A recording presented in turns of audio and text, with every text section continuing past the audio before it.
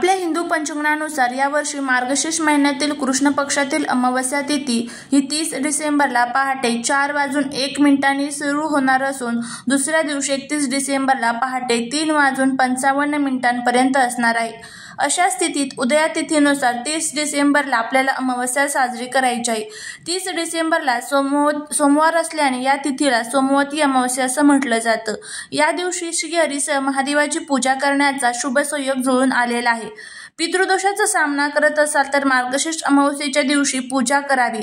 त्यानंतर भक्तीप्रमाणे गरम कपडे, दही, फळे, गहू, शेंगदाणे इत्यादी गरीब लोकांना दान करावे। असं मानलं जातं की या वस्तूंचं दान केल्याने पितृदोषाच्या समस्या दूर होताना पितरांना मोक्ष प्राप्त होतो। सोमवती अमावस्येच्या दिवशी वाईट शक्ती सक्रिय होत असतात आणि एखाद्या व्यक्तीला हानी पोहोचवू शकतात। त्यामुळे कोणत्याही व्यक्तीने स्मशानभूमी किंवा स्मशानभूमीजवळून जाणे टाळावे। सोमवती अमावस्येच्या दिवशी मद्य, मांस आणि मासे इत्यादींचे सेवन करू नये, त्यामुळे या गोष्टी खाणे टाळा। त्याचबरोबर या दिवशी घरामध्ये शांतता राखा।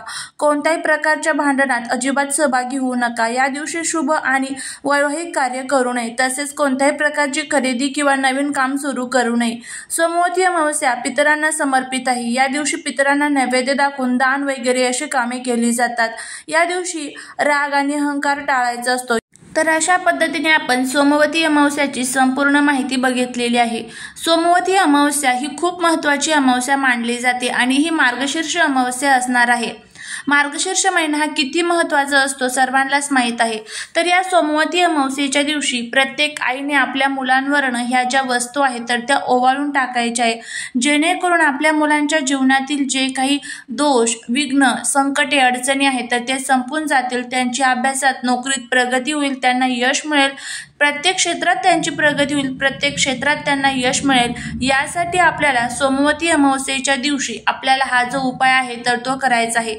आता हा उपाय कशा पद्धतीने करायचा त्याबद्दलची संपूर्ण माहिती या आजच्या व्हिडिओमध्ये आपण घेणार आहोत। त्यामुळे जर तुम्हाला हा व्हिडिओ आवडला तर चॅनलला सबस्क्राईब करा, शेजारील बेल आयकॉनलाही प्रेस करा, म्हणजे माझ्या सर्व नवीन व्हिडिओंचं नोटिफिकेशन तुम्हाला मिळेल आणि तुम्ही एक पण व्हिडिओ मिस करणार नाही। त्याचबरोबर कमेंटमध्ये श्री स्वामी समर्थ लिहायला अजिबात विसरू नका। सोमवती अमावस्या 30 डिसेंबरला आहे, तर 30 डिसेंबरला तुम्ही हा जो उपाय आहे तर तो करायचा आहे। आपल्या मुलांच्या प्रगतीसाठी काय होतं, प्रत्येक आईसमोर अनेक अडचणी येत असतात की आत्ताच्या सध्याच्या धावपळीच्या जीवनामध्ये माझा मुलगा किंवा माझी मुलगी कुठेही मागे राहता कामा नये। त्यांच्या जीवनातील जे काही दुःख, दोष, अडचणी, संकटे, विघ्न आहेत तर ते सर्व दूर राहावे, त्यांची अभ्यासात प्रगती व्हावी। मुलं खूप अभ्यास करतात पण त्यांना पाहिजे तसं यश मिळत नाही, कारण का तर जे नजर दोषाचे परिणाम आहे तर ते आपल्याला बघायला मिळतात। अभ्यास करूनही त्यांच्या लक्षात राहत नाही, पेपरला गेल्यानंतर जे काही अभ्यास केलेला असेल तर ते सर्व विसरून जात असतात।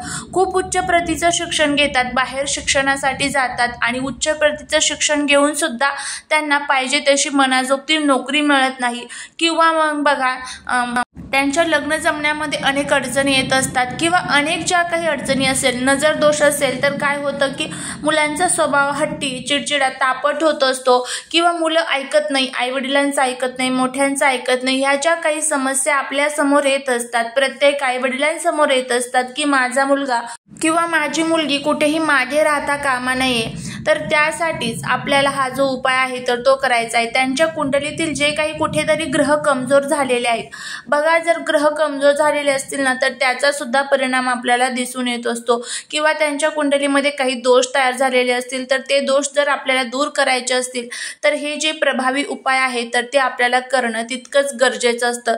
त्यामुळे आज सोमवती अमावस्येच्या दिवशी प्रत्येक आईने आपल्या मुलांवरनं ह्या ज्या वस्तू आहेत तर त्या उतरवून आपल्याला फेकायच्या आहेत, जेणेकरून सर्व अडचणीमधनं त्यांना सुटका मिळेल। आता हा उपाय कशा पद्धतीने करायचा आहे, सर्वात प्रथम हा उपाय जो आपण करणार आहात तो सोमवती अमावस्येच्या दिवशी तुम्हाला सकाळी 12 वाजायच्या अगोदर करायचा आहे। आता मला माहित आहे की मुलं मुली बाहेर शिक्षणासाठी जातात किंवा स्कूलमध्ये जातात, तरीही तुम्हाला सकाळी लवकर उठायचं आहे आणि सकाळी 12 वाजायच्या अगोदर म्हणजे सकाळीच तुम्हाला हा जो उपाय आहे तर तो करायचा आहे। काय करायचं आहे? सर्वात प्रथम हा उपाय तुम्ही तुमच्या मुलांसाठी मुलींसाठी करू शकतात. तुमची कोणतीही अडचण असेल, सर्वात प्रथम आपण हा उपाय जो आहे तर तो प्रामुख्याने त्यांच्या ज्या काही अडचणी आहेत त्यांच्यावरती कोणतेही संकट येऊ नये, विघ्न येऊ नये, नजर दोष जर असतील तर ते हट्टीपणा, चिडचिडपणा आहे तर तो कमी व्हावा यासाठी करत आहोत. इथे कोणतीही वयाची मर्यादा नाही. तुमचा मुलगा किंवा मुलगी कितीही लहान असली किंवा कितीही मोठे असले तरीही तुम्ही त्यांच्यासाठी हा जो उपाय आहे तर तो करू शकता. याने तुम्हाला फायदाच होणार आहे. आता जर मुलं बाहेरगावी शिक्षणासाठी असतील तर त्यांच्यासाठी तुम्ही हा उपाय कशा पद्धतीने करायचा ते सुद्धा मी आजच्या व्हिडिओमध्ये सांगणार आहे. त्यामुळे व्हिडिओ हा स्किप न करता शेवटपर्यंत नक्की बघा. आणि जर तुम्हाला हा व्हिडिओ आवडला तर नक्कीच कमेंटमध्ये जय माता लक्ष्मी लिहायला अजिबात विसरू नका. तर जर सुतक पिरियड्स असेल तर तुम्हाला हा उपाय करता येणार नाही.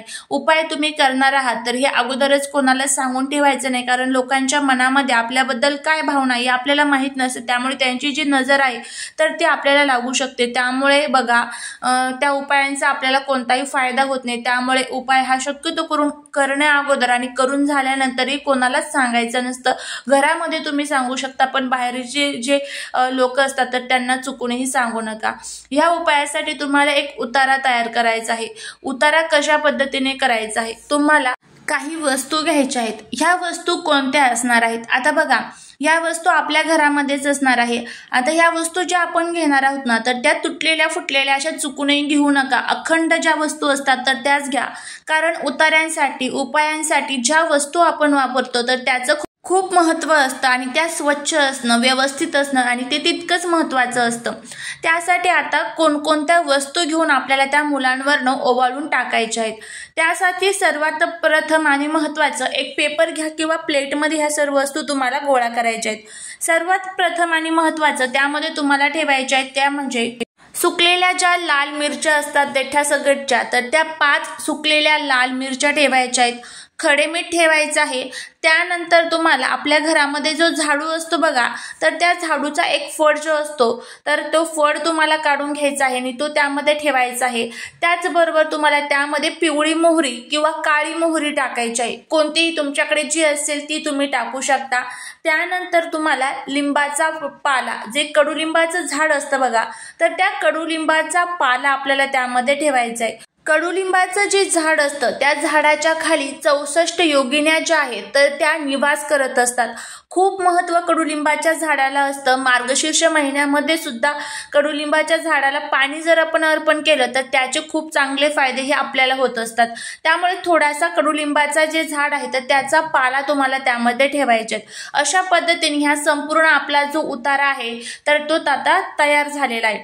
त्यानंतर आता काय करायचं आहे? मुलांना तुम्हाला बसवायचं आहे. हा उतारा तुम्ही सकाळी करू शकतात, संध्याकाळी करू शकतात, तुम्हाला जमेल त्या वेळेमध्ये तुम्ही करा. काहीच अडचण नाही. अमावस्याच्या दिवशी तुम्हाला जमेल त्या टायमिंगमध्ये तुम्ही हा उपाय करू शकता.